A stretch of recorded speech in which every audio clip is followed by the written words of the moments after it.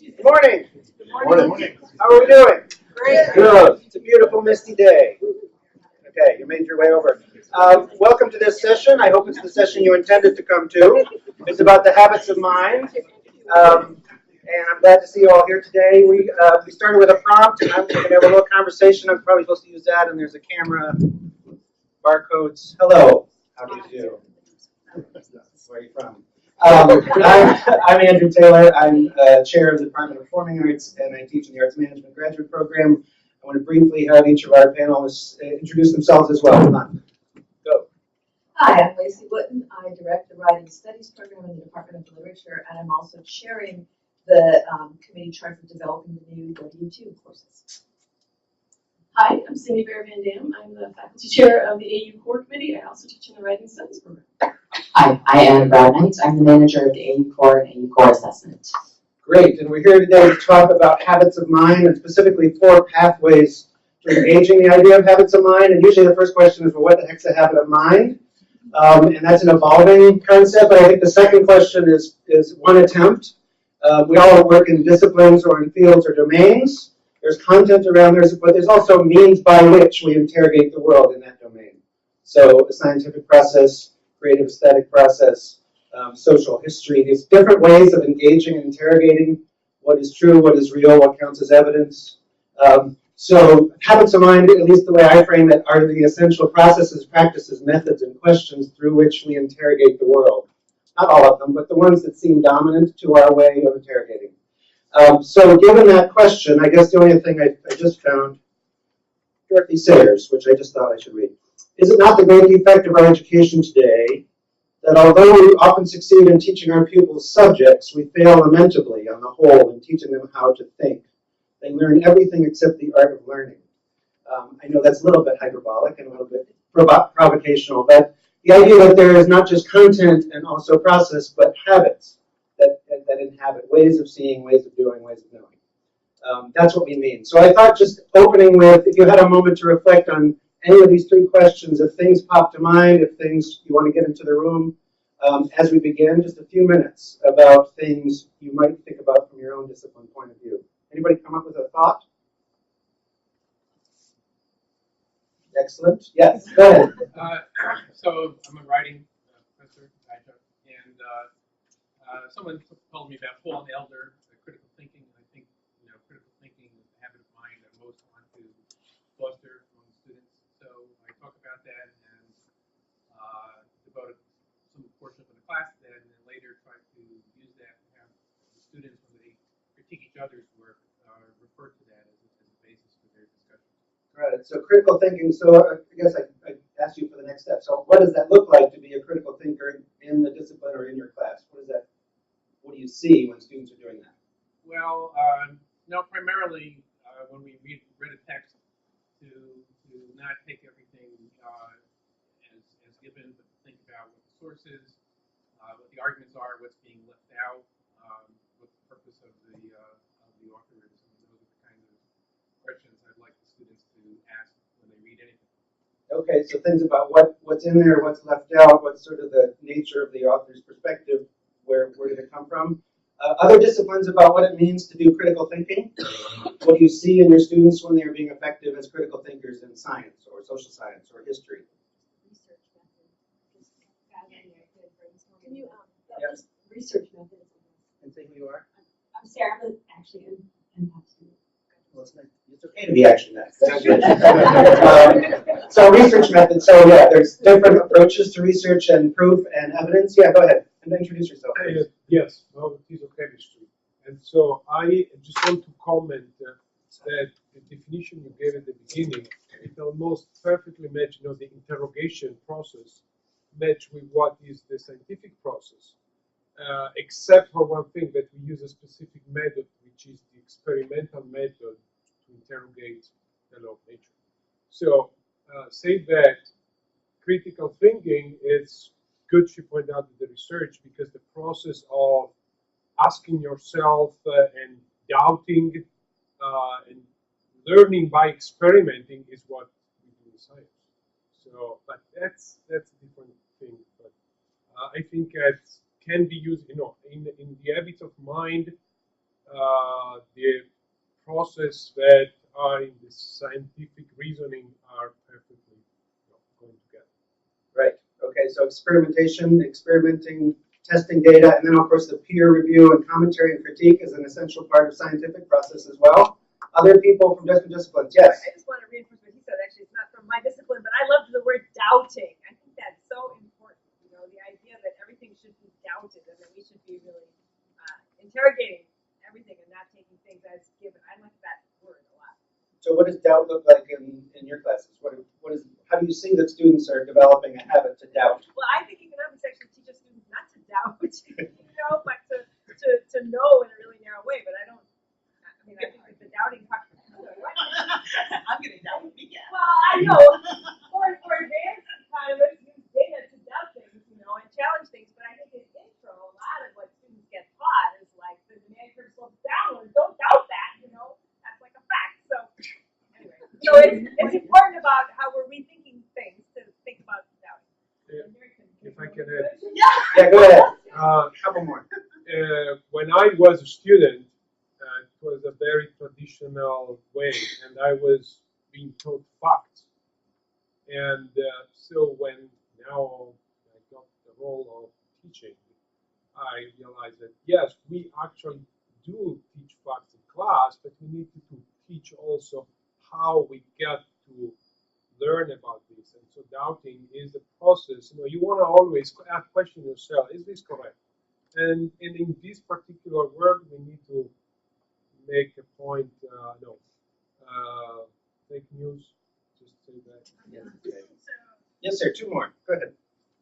I'm Wootton from Kroger School of Business. My focus is what happened, why, and how to manage risk. Excellent. Thank you. Back in the room. Go ahead. So I think that to build actually on what Vika said, right? What I want students to know at the end of a beginning economics course is what information would I need to collect in order to believe this statement, right? So it's just a different way of saying doubt, right? But economics gives us a framework for understanding in a narrow way what kinds of information would need to be collected to show that it's true. And I think most disciplines in the social sciences at least have a framework for defining what sorts of information. Great. So we've already got in the room. There's different ways of doubting, of interrogating. What is your discipline? What is sort of the go-to ways of engaging doubt or increasing doubt or framing? And each discipline has different and similar. So habits of mind is exploring and making manifest to the students, making it explicit. You're not just learning stuff, you're learning how to get to the stuff according to the discipline that we're in. So just to remind ourselves of the session goals, we're going to try and dig in through 4 particular ways of getting into this habits of mind, making it both more explicit in your syllabi, but also more present in student activity in class and outside of class. So 1, to gain better understanding of learning transfer, metacognition, inquiry-based learning, explicit teaching. Those are the 4 things we're going to suggest. There are many other ways of engaging this, but these are 4 really important ones. And then to think with you and have some conversation about, well, where do you already do this? How might you change your assignments, your scheduling, your scaffolding in a way that leads students to more better moments like this? So 2 other quotes just that come to my head. One is from Piaget, stealing and changing. But I don't think of education as knowing what to do when you don't know. So I see something I don't recognize, it's different, it's strange. What are the tools I bring into this moment? And historians and scientists, artists bring different tools. And the second one I just think of Zora Neale Hurston of research is poking and prodding with a purpose. It is about poking at things with some methods and some ways of framing. So that's what we're going to talk about here. And I'm going to hand it off to my colleagues to talk through. Each will take 2 of these, and then we'll have some time to sort of unbundle those in a conversation. Thank you. So first of all, I should let you know that if you signed up for the session, you'll get this these slides via email. So you already have them. You already have them. So you don't need to take any notes or photos of the screen or any of that. So hopefully we'll have you covered on that. So I'm going to talk for a couple of minutes about learning transfer and metacognition. These are huge, complicated topics, and really what we're giving you is just kind of a glimpse into what's involved in them In part, hopefully, is motivation for you to want to learn more about them as professional development evolves for all elements of the AU core, because these are some of the things that we'll be digging into. So to start out with learning transfer, transfer does happen.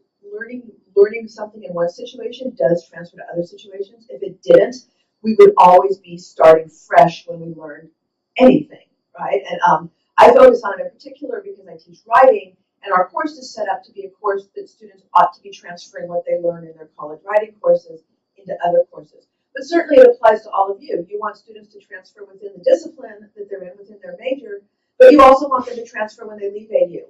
And if they study something in chemistry or they study something in philosophy, and they go off into the working world, you want them to be able to use what they have learned as students at AU when they go out of AU, and that's what transfer is. So it does happen. It does not happen automatically. It does not happen easily. And there's a whole body of scholarship on all the ways the transfer doesn't happen and all the things that impede it, and they're numerous and significant. So I think, first of all, it helps to understand what transfer really is. It is not giving them a bucket or a toolkit of skills that they learn in your class and then they trot off to the other situation and they just extract things as needed in that other situation. Students don't do that because they don't necessarily understand. They might understand the skills or the knowledge or the concepts, but they don't necessarily know. They may know those things, but they may not know how they apply or need to be adapted in that new situation. Right? So just because they know the content doesn't mean they know how it functions in a different situation, even if the situation is just slightly different.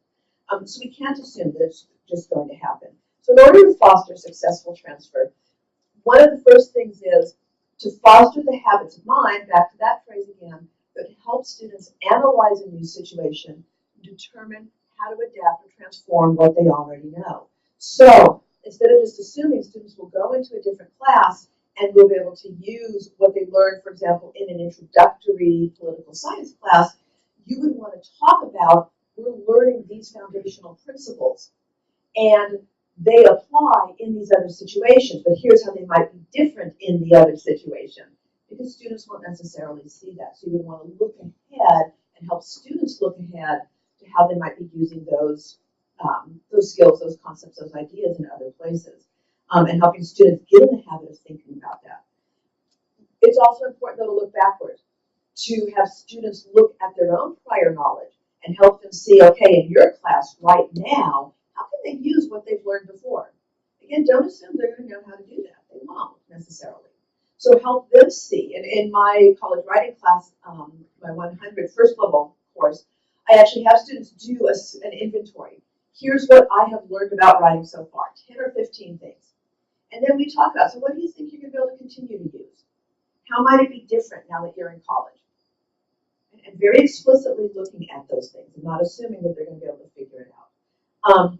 And then last, as kind of what's involved in all of this, is creating opportunities for analytical reflection, for thinking about thinking, metacognition, so that students get in the habit of when they're in a new situation, they will look at it, analyze it, and think about how their knowledge, their skills might function differently.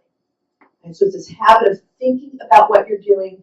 I think, Andrew, you used the phrase from Piaget, knowing what to do when you don't know. Right? So that knowing what to do when you don't know, that's exactly what we're talking about here. Helping students learn to figure that out. Because they don't yet know how to do it. We don't in many cases too, right? We've all been in situations where we feel completely at sea.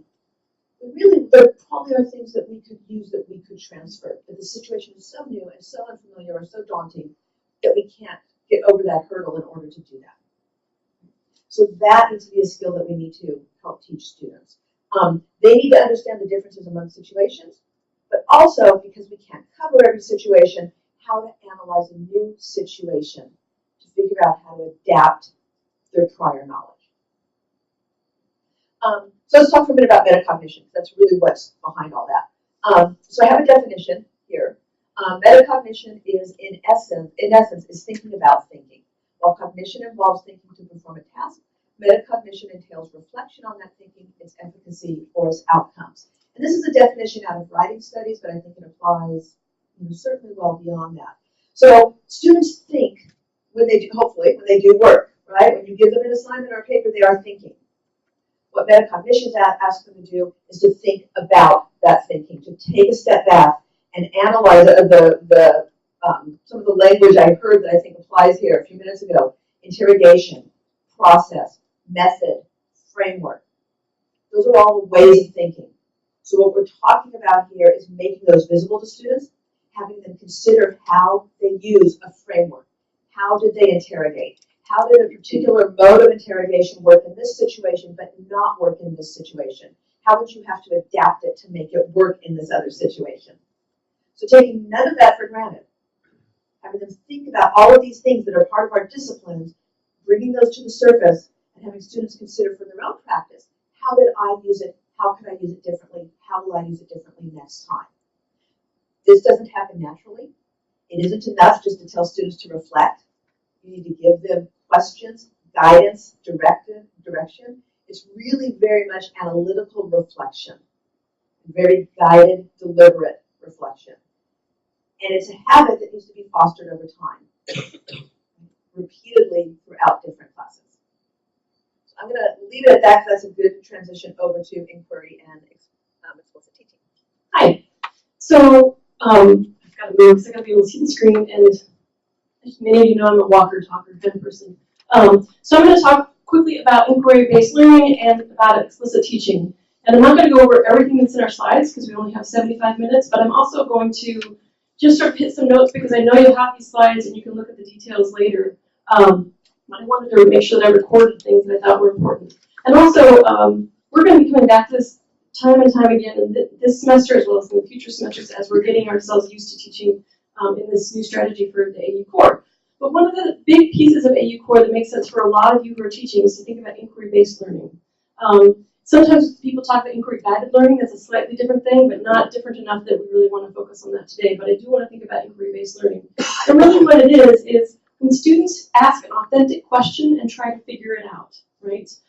As opposed to asking a fake question that already has answers to it, but an authentic question, the thing that matters to them, and in fact really is worth spending the time discovering. Another way to think about inquiry-based learning is that last bullet on the left, active learning, so that they're learning to think with knowledge, not just about knowledge. So it's the difference between telling them about historical facts and having them try to put that way of thinking about historical facts to use to answer a question. So it's not just knowing stuff, it's getting back to the question that we talked about before that sort of Mary hit on is, how do you know, right? And that's really what is at the heart of inquiry-guided learning or inquiry-based learning. It's a fairly popular method in academia, although a lot of us did not come up in it. We've actually been using lots of pieces of it already. But one of the reasons why it's gaining a lot of traction is because it works across disciplines, it works at introductory levels, it works at higher levels. If you want to incorporate inquiry-based learning into your classes, you can do it just for a moment, like a short block of time.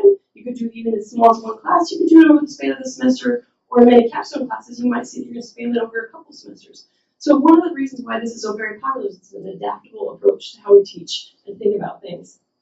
So what I have here is, I'm not going to spend a lot of time on it, but here's a list of the different kinds of ways that inquiry-based learning might show up in your classes. I bet most of you see yourself somewhere on that list, right? Whether you've been doing research-based learning, or you've been having to do case studies, or having to do self-directed work. A lot of us are already engaging in this already. We might, or in fact, based on where you put your checks, you're like, yeah, I know, good at this already, lady. But a lot of us are actually doing this and not necessarily being mindful about it. And that's part of what we want to talk about today is, what are you doing well that you can make even better or make it more central? So I wanted to give you just a couple of examples of different kinds of inquiry-guided learning or inquiry-based learning that you might already be using or that you could imagine adapting into your classes as soon as this semester, but certainly in the future. So one example is from folknography, which is, we work for lots of different social studies or social science classes, where you might help first teach the students what the methodology is that makes sense in that class. Send students out to practice that methodology by, in this case, they were going to collect stories and record stories and artifacts and things like that. And then use all of those things in class and the theories they learned in class to analyze what they actually found. So they're working with their own work, right? That's a good example of it. You can imagine a class on social media and technology and learning where students, they started out by reflecting on their own use, right? We'll have to sort of talk about their media diet, how they consume it, and then go out and collect artifacts and examples from their classmates and peers on how they actually use social media and technology in their learning. So, you know, how much time did they, when they're working in the library, how many times did they go do other things in technology? Keeping track of that. Then, using all that as their data, analyze it, make arguments about it, and talk about how you might use it in the future. Or you could imagine in a human conflict class, students worked in this class to form a group. As a group, they chose a conflict to study. And then their job was, over the course of the semester, to collect work, do research, and write a series of things to fill up a website. So they wrote articles, they wrote arguments, they went and collected data. They did all these different pieces and created that as a website. That was in the first 2/3 of the semester. The last third of the semester was that website was the course text for a day. Everybody had to read everything on the website, and that's what was used to discuss. So the idea is really to make these things that are authentic, that are meaningful to students. I'm guessing, even as I'm looking at your smiley, or not so smiley because you're kind of tired and dark in your faces, that this looks familiar, or this isn't far off from what you've already been doing. And what I kind of want you to know that is good for you. That's where we're headed. And it's one of the reasons why faculty at AU are so great. Others of you are already thinking like, huh, I could totally adapt this thing that I was doing here and turn it into something else and get us more in that direction. So that's just a little primer on inquiry-based learning. And then let's talk quickly about explicit teaching. So explicit teaching, to be honest, this was really a fad in the 80s. And it's kind of dwindled except for that it's stuck. And the reason it's stuck is because of our focus on transfer and our focus on metacognition, because in fact explicit teaching really gets us to that place of thinking about this. And so what is explicit teaching? Because it's different than direct instruction. It's where we guide students through their learning. We are constantly explaining them, what's the rationale for why I'm doing this? What do I hope you can get to it? You're constantly building segues from lesson to lesson, from moment to moment in class, so they can make your thinking visible to the students. And that's the big piece of it. So if there were 3 basic tenets, it might be that, for example, you would start out the class or the unit or the moment saying, like, here's what we're going to be doing. This is why we're doing this. This is the goal of this. I may be having you read this, but here's what I want us to get to. Like, you might not be giving away the answers because you want to discover them, but like, I want you to be thinking about this thought and looking at these kinds of sources, so we're going to do this moment. But then the next thing, and this is where I think it's going to require some shifts for us, is that you have to model what it is that you want them to be doing as well. Okay. Maybe just me. But modeling how you want them to be thinking, what you want them to be doing. It's not working, right? Yeah, it's up and down. Okay. Filling in and out. Let's try it. Let's change. Try this one. How's that? Better? Okay. So the idea might be that you want to model the kind of thinking you want them to be doing, and then the last thing that you really want to focus on is giving them a chance, or many chances, to practice. I'll use an example from, say, a literature course. I'm so distracted. It makes me empathetic to my students. I can't do this by day. So, for example, if I was in a literature course, maybe what I want to do is, I'll use that as an example because we all probably had to take a literature course in our days. The goal might be that I want to teach close reading. So what I might do is, like, first we're going to ask an authentic question, like, what does Jane Austen really think about wealth? Because on the one hand, she trashes all the rich people. On the other hand, they all have to marry the rich people, so I'm confused. Right? So that might be our authentic question. So then I want to do some close reading. What I would do is I would pull a few paragraphs and I would read in front of them. I'd read it through, stop, ask myself some questions, puzzle that down, write these things, take some notes, keep going, sort of show them what I would be doing if I were doing this work on my own. Right? And then having them practice it many times. Right? So give them a moment to do it and discuss what they're doing. Have them sort of even keep track of what they're doing. But this idea of making, I think Lacey used the word surfacing earlier, surfacing the learning so they see what all the steps are, so they know what they're doing. So I'm not going to go through this. This is actually a perfect example of what you can look at later. But one of the biggest pieces of all explicit teaching is not just making it visible to them why you're doing what you're doing, but that practicing. Giving them lots of chances to try things out and practice them. So writing one paper and expecting them to have learned a skill, not going to do it. So it's more like you might need to scaffold, do lots of small things to get them ready for that paper. So they practiced lots of skills to get them ready. But those sort of hit it in one shot, get it through one exam, that's not likely to work very well when we think about explicit teaching. So, Andrew, getting it back to him. here like 2 minutes ahead. This is awesome. So I'm going to use those 2 minutes just briefly to get some, if there's clarifying questions or things that are in your head, we're not going to have a conversation, but to get those kind of questions into the room. Anybody have, see something or say, have a question specifically about one of these approaches? Awesome. You know these all, and it'll be a test. And I'm just, it's helping me because I'm doing executive training next week, and I'm trying to decide when to expose to them the framework. And I always like to put it up early, but they always want to hear it later. They want practical first. So it's like, how do you figure out where and when to reveal the method to the student? And it's different in every room and probably in every discipline. So we're going to break into groups of 5 if we can, and we're going to do a conversation around these questions, because the main goal was to get this information to the room and then think with you about what's already happening in your syllabi, in your teaching practice, in your pedagogy, that we can hear about what things you feel are close that you might be able to adapt. Like here's an assignment. Think specifically as best you can in your groups. Which one of these sort of does this feel like? Learning transfer, metacognition, inquiry-based learning, explicit learning. Metacognition is sort of the umbrella to like the other 3, it feels like to me. So I want to take about 10, 15 minutes to think in groups. What is one specific thing you've already done or could do to animate these types of learning with your students? And what questions or concerns might keep you from making that change? So what feels like the risk in this moment? What would you fear you're giving up or losing by moving more of your coursework or your teaching into this space? So the goal, I don't know if you got there, the goal is around specific things you already do or might do or little things you might change to move students more frequently into this space. I'd love to hear if you heard one from a colleague. Let's start with that. Don't start with your own. If you heard something compelling from a colleague about something they do, let's get into the room. Anybody here a really interesting or compelling way that somebody already does this work? Yes, please introduce yourself. Sure, I'm Donald Time in School of Communications and Public Communications, and one of my colleagues in our conversation had a great comment, which is that we're obviously thinking about this as ourselves as teachers and professors for the students, but there's a bit of self-reflection, sort of knowing sometimes we wake up with maybe a bad attitude, or just like a student might not like criticism, we also might have that reaction of, well, I'm right and you're wrong. But we all know that our own thoughts have evolved sometimes, and what was right once for us isn't anymore, and that openness can really be part of the two-way street that's under part of the metacognition. Great, so being aware of your own thinking and what's going on with your own thinking and emotional space. Other things people heard about specific assignments, practices, pedagogies? Nobody heard a single thing. Yes, go ahead. Scaffolding. I thought that I could do more scaffolding in my lesson plans and things like that, so I thought that was great. And why don't you introduce yourself? I'm Nancy Snyder, Department of Performing Arts Music. Okay, so what would scaffolding look like in one of your courses? What does that mean to scaffold? Be giving them shorter assignments leading up to a bigger assignment. So if they were writing a paper on a presentation that they were going to deliver orally, there would be little smaller assignments leading up to that instead of just the one you're going to turn in a paper based on your presentation. Got it. Do other people use scaffolding in a similar way? We'll go back.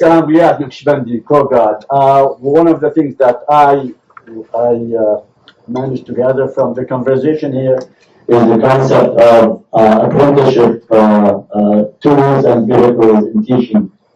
Apprenticeship tools. So tell me just a little bit more. What does that look like? Apprenticeship is accounting, and I think my students how to do balance sheet, income statement, and so on. Something that they can take to the workplace and say, I can do this and that, instead of on the courses ABC these days, especially in finance, it doesn't work. They want to know what can you do. You can do forecasting, you can prepare balance sheet, you can do sales forecast and so on and so forth. You can do sensitivity analysis and so on.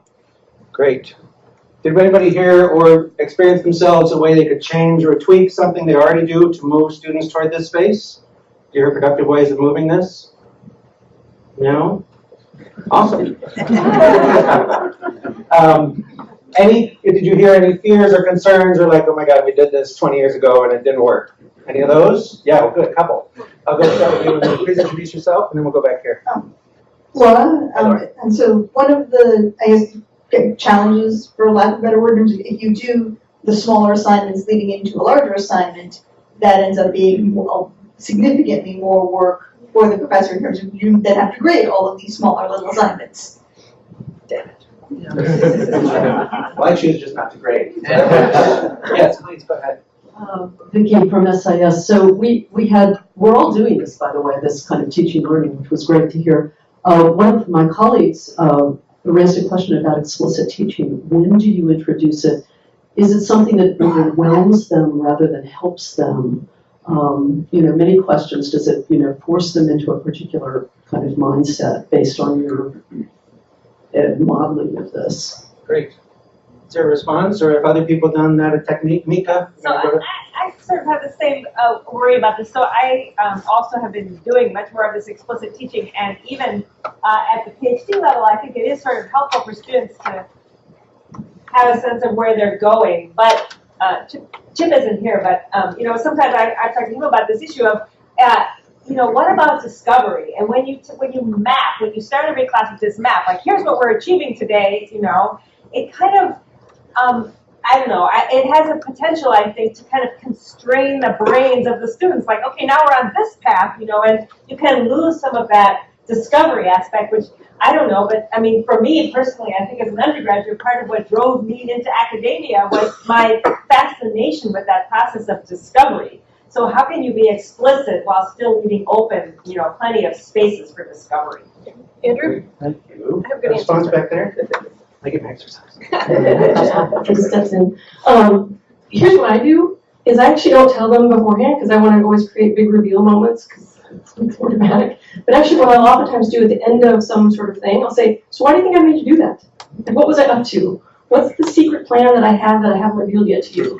And then they guess all sorts of wrong things, but we talk about how those might work. But so that way I don't have to give it to them in the front, but then they realize there's something up. She didn't just do this because she had to fill 15 or 20 minutes. She did this because she's trying to get me someplace.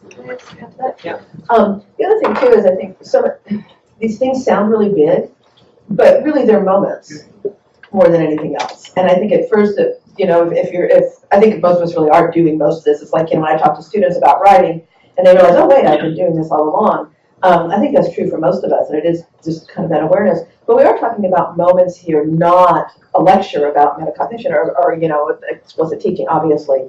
One of the things that's in, I think, the materials that we sent to you is an assignment sheet that I did, and I annotated it to show where I'm trying to incorporate some of these things, and it especially is transfer and metacognition, because that's something I've really tried to work with last fall. And I think you'll see it reads like an ordinary assignment sheet.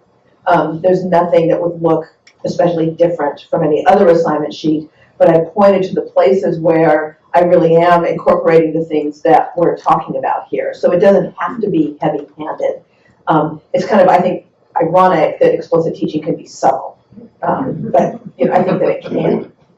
And I think there's some actually really interesting examples of actually revealing late in the class. And I know a couple of Anferens ago, some law professors talked about, well, they start with an issue, and the students come up with the words and the framework by which to judge that issue, and then later on they say, oh, by the way, there's this framework around X, and you were talking about it, these are the words they use, but your words are good too. So to actually construct the framework through a process, and then later reveal to them there is an existent model or method. I've seen that work really well as well, and just creating really simple problems, and a bunch of stuff here happened as well. Other concerns around this, I did this, it didn't work, or, yes? Zara from psychology. I'm just worried that this approach is wonderful, but it limits the number of concepts you can get across in a given period. So they discover on their own, and then at the very end you tell them, okay, this is what you, but I want them to learn 50 concepts at that point. So when it comes to information transfer, I guess, I find that explicit teaching has to come first so that they have a background on how to discover on their own. And then they can do through projects and through other stuff their own experience, their own discovery and feeling good and learning to learn. So I'm not against explicit teaching explicitly, just to give them the background, because not all students have the background. Sure. That's really helpful. And I think here, today we're specifically talking about a subsection of a part of the AU curriculum, so the habits of mind portion of the AU core, which itself is a portion of the larger degree and study experience. But yes, I think you're right, that this is not always the way to convey large quantities of information or many frameworks at once, knowing what's best. Yes, sir. Just yell it out, I'm coming over. Donahue. Well, actually, I have a system which I don't know how to label it, but let me explain it. For example, sometimes I find a student who is really fascinated in certain fields, like cryptocurrency, which I have no idea about it except what I read from time to time. And that guy was fabulous, and up to a point which I asked him to make a presentation, 10 minutes presentation in class about cryptocurrency, and he did a wonderful job. So my point is that occasionally, actually, I do that every semester, I identify a student who has no knowledge on a particular point or particular subject that I'm not familiar with, and I give him a chance to share his knowledge with students. And that's a fascinating method of encouraging students to think on their own and then participate in the learning process. Great, thank you. Oh, a couple more. Introduce yourself, please. Well, you already did. Yeah, well, physical chemistry. One of the concerns that I have for this kind of activity, which most of the time turn to be group activity, is the grading. So I got to a point where I want to have a fair way of grading each single individual, and when it's a group, it cannot be done. So I don't know how to get to that.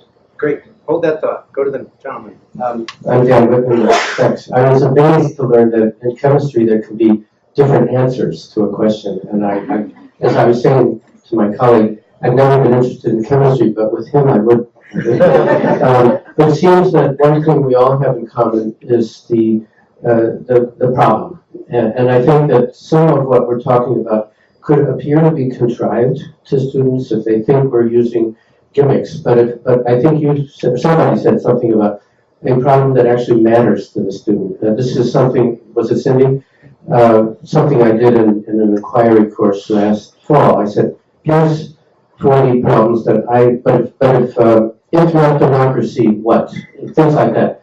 But if you don't like mine, get one of yours. But the requirement is there has to be a problem that really matters to you. It seems to me that this becomes a natural process if we have genuine problems that students really care about. Great, thank you. So a question around assessment, which sort of feeds back to the question about, boy, all these small assignments, that's really a pain in the neck. Why did I do that? And I guess, yeah, one more, Kendra, and then I have another question for you all. Hi, I'm Kendra. I'm the DPA. Just in regards to the group work question, because I suspect a lot of us have a lot of group work in this kind of thing, something I've been doing that people are also probably doing is making a component at the end of the semester where students grade their peers and themselves within the group.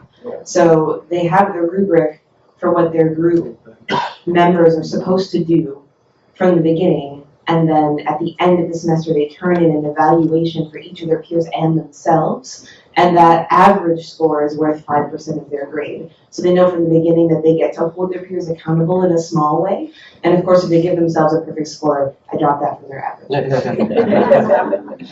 I remember metacognition. I went to grad school in business, and I learned teams, you only get into a team by force. You never go by choice, because teams are terrible. That's what I learned in grad school. And it took me about 20 years to unlearn that. In fact, actually, teams are not that bad. Yeah. I respond to the last thing you said about that system. You drop the score from there. I guess I had 99% of it because I did exactly what you said, and it turns out that apart from rare exception, they give all 10s to their pairs, to their mates. So it didn't work. Yeah.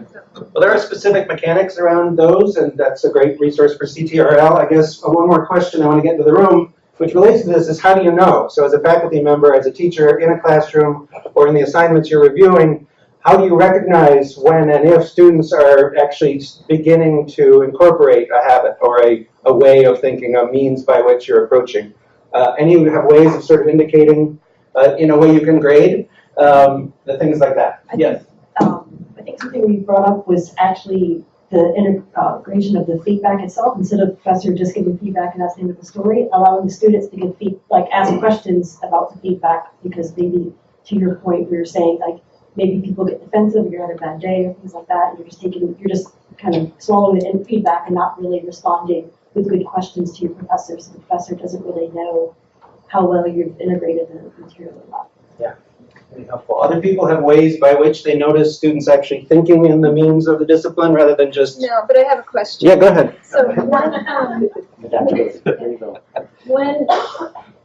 I think important area for both explicit teaching that is maybe underdeveloped is how we actually teach group work. So it's my second year, I don't have a lot of experience, but I understand that group work is important, and I've just sort of thrown my students, so like, this is your group, these are the expectations.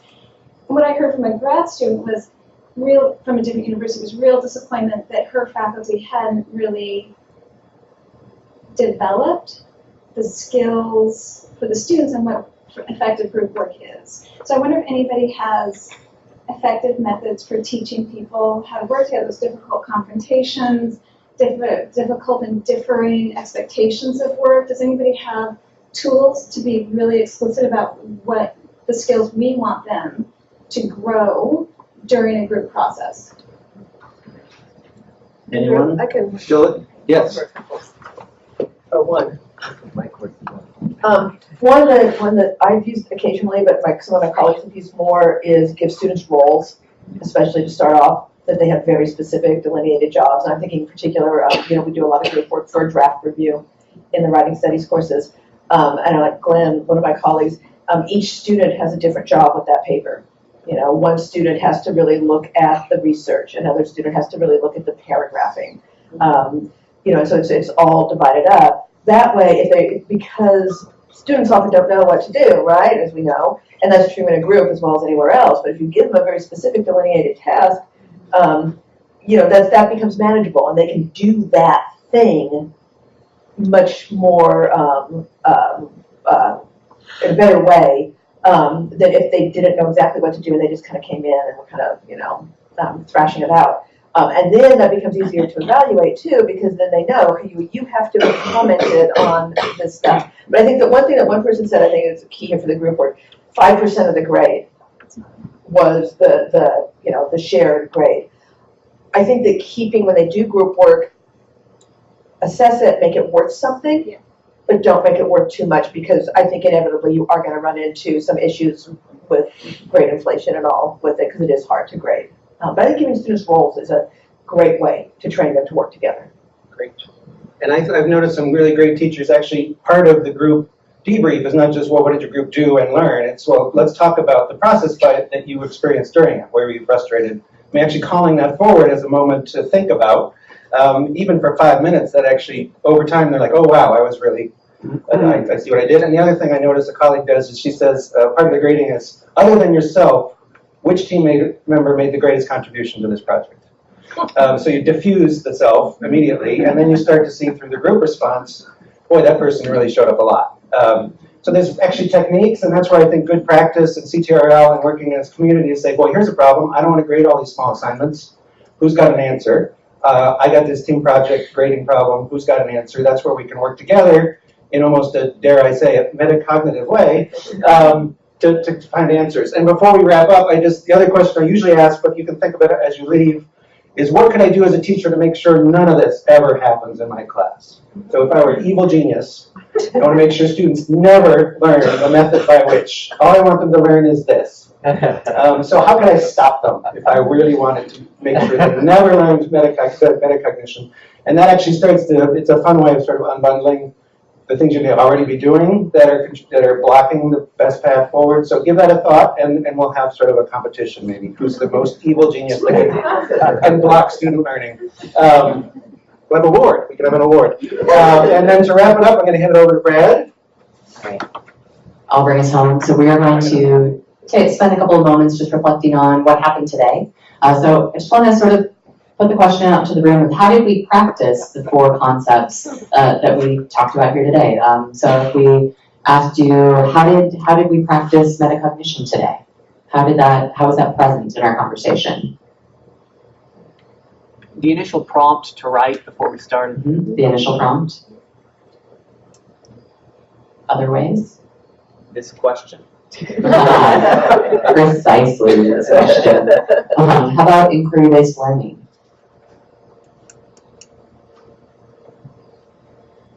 There was group time. The group time to investigate questions and to practice. And I wanted to make a point about the idea of small assignments and practicing. I think when we initially engage that idea, we think that it all takes the same time, but as you practice a habit, it happens quicker, you accelerate, and so it will take less of your time in the class as the semester unfolds, as they become more practiced and capable. How about explicit teaching? Fairly evident, but maybe subtle. In what ways did you see explicit teaching today?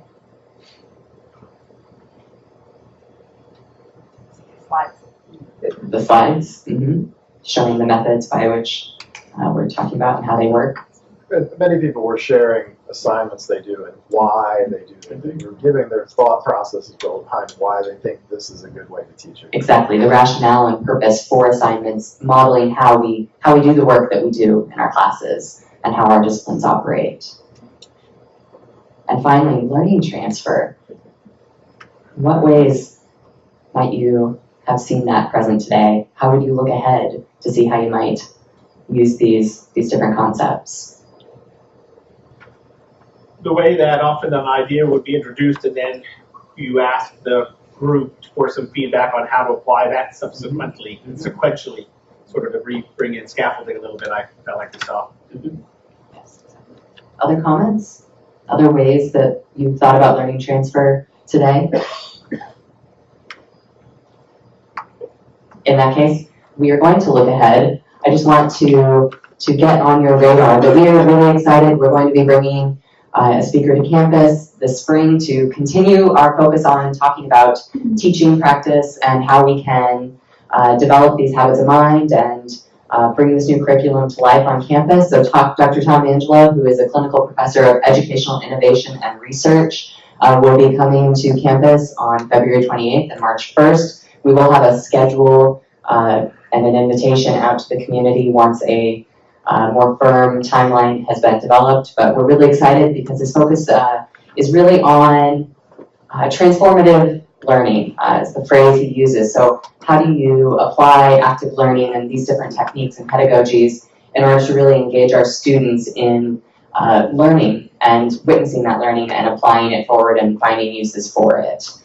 So we are thrilled to have that. You want to get this on your radar, on your calendars now.